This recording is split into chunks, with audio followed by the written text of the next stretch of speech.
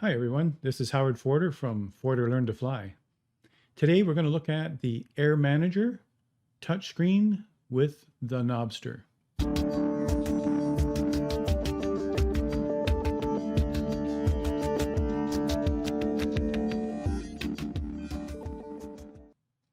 There are many videos about this product combination, but I had covered it in my Twitch stream and many asked to convert it to YouTube. So this is a modified version of that. I have hundreds of simulator flying students and many more on Twitch, so we had to cover Air Manager and the Knobster so that they can do the same thing in their home cockpits. This has to be one of the most inexpensive setups that you can do for your home flight simulator compared to other solutions. With or without the Knobster, simply an extra monitor, typically a small one, and the Air Manager software. That's it. Any gauge or cockpit panel that you can think of can happen now. Let me explain. First, the software is called Air Manager, and it's from the folks at Sim Innovations. The website is siminnovations.com. This is the heart of the solution. This can be configured with stock instrument panels from popular planes or custom gauges and switches that you can buy or make on your own. Almost any instrument, switch, or display can be put on your custom panel, then displayed on your extra monitor. Now, the best setup is to have a smaller monitor, say 15 to 22 inches, in front of your bigger monitor. Even better, make it a touchscreen, and then the realism reaches a whole new level. Second, add a USB knob called the Knobster. That's what they call it. That's the name of that product. And you have a real twistable multi-dial push button to manage any gauge that requires adjustment in your simulator airplane, like the heading indicator, the barometric pressure, and navigation dials. With or without the Knobster, or even a touch screen, and you can still use Air Manager to give you a cockpit panel separate from your bigger screen with scenery. With the monitor, the Air Manager software, and the Knobster in place, you can go for a flight and feel how realism kicks in, just like flying a real plane.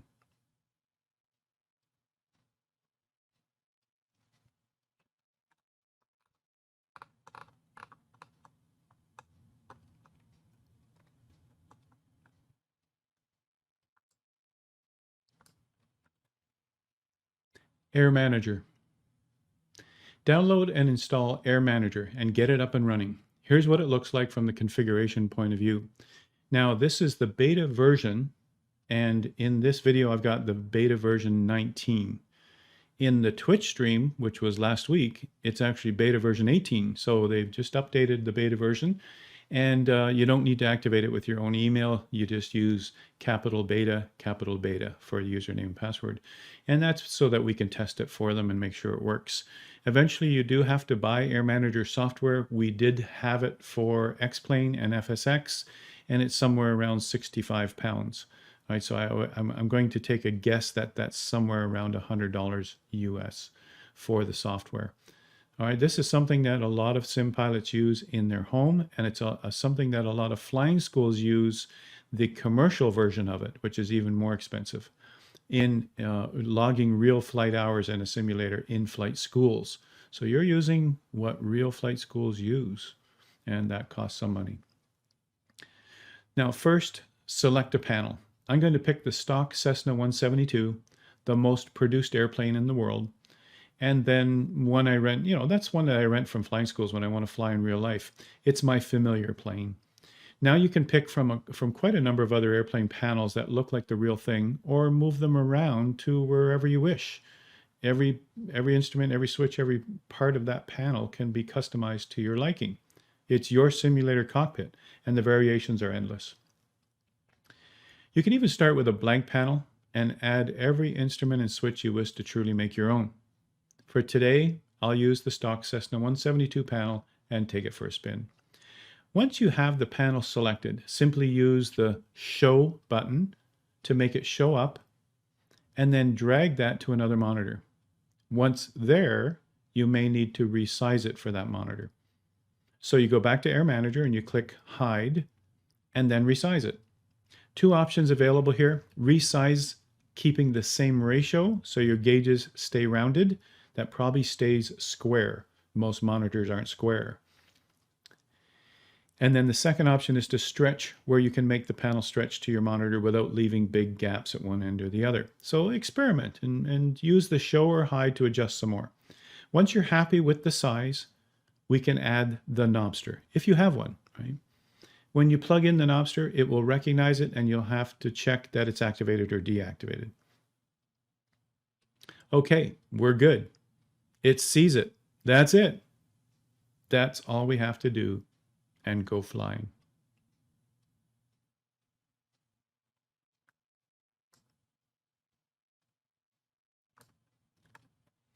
Now keep in mind, you could add your own device. If you click Device, you will see a list of other devices you could add, like your own Arduino device or I/O board. You could add multiple Knobsters, but let me tell you, one will do, as I'll show you. Every instrument you touch, you can use the same Knobster to turn a physical dial. So let's show our panel, get it on the screen, and take it for a spin with the simulator. Simply start up your simulator, and it will find the Air Manager. Air Manager will find it. Once running, stay on the ground. We're going to test a few things first. Now, here's the beauty of the whole setup. I touch an adjustment knob on the screen, and it lights up yellow like this. Then I turn the Knobster to make it work. Do you see where we're going with this? Touch another instrument and reach over to the physical Knobster and actually turn that. Go to another instrument and turn that, right? Depending what that instrument is, right? Now you can use this setup without a touch screen and without the Knobster, but you have to use your mouse, just like in the simulator cockpit. And that gets tired real fast, let me tell you, especially when adjusting frequencies on the radio. In real life, you hear the frequency, reach for the knob to change it, and it's done. The bigger knob for the bigger frequency and the smaller knob for the fine tune of that frequency. That's how easy it is. It's done. Your eyes are back out the window as they should be. So let's start by taxiing to the active and see the gauges move. Let's just see that in action first.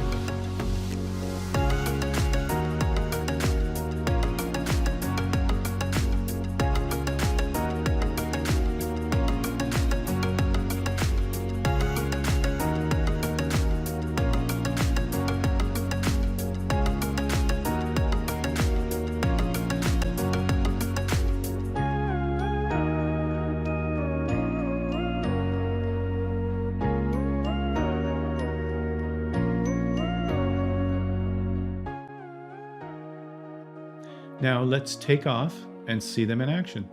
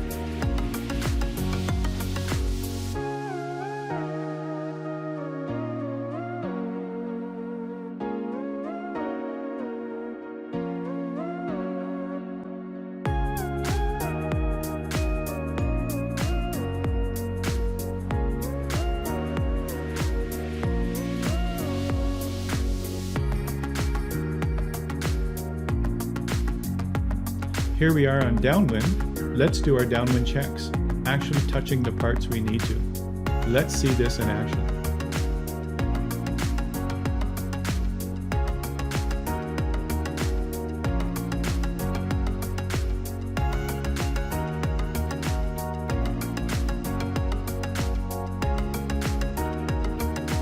Okay, time to land. Glancing at gauges, making adjustments, performing like a real plane. This feels so right when you are already used to the layout and procedures in a real plane.